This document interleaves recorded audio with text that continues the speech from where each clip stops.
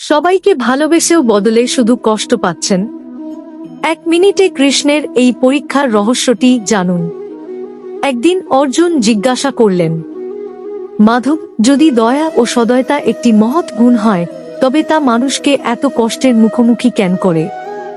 শ্রীকৃষ্ণ উত্তর দিলেন, পার্থ, নির্মল হৃদয়ের মানুষ নিরাপত্তার চেয়ে সত্যকে বেশি মূল্য দেয়। তারা মুখোশ পরে না, ভালোবাসার হিসাব কষে না, স্বার্থের জন্য নিজের চরিত্র বদলে ফেলে না। তাই পৃথিবী তাদের আরো বেশি পরীক্ষা নেয়। কিন্তু মনে রেখো, পার্থ নির্মল, তা কখনো দুর্বল নয়। আর যে হৃদয় কষ্টের পরীক্ষায় উত্তীর্ণ হয়, সেই ঈশ্বরের সবচেয়ে নিকটে পৌঁছে যায়। তাই কষ্ট পেলেও তোমার সততা, দয়া ও ভালোবাসা ত্যাগ করো না। কারণ ঈশ্বরের কাছে সবচেয়ে মূল্যবান সেই হৃদয়, যে প্রতিকূলতার মধ্যেও নিজের পবিত্রতা অটুট রাখে। রাধে রাধে।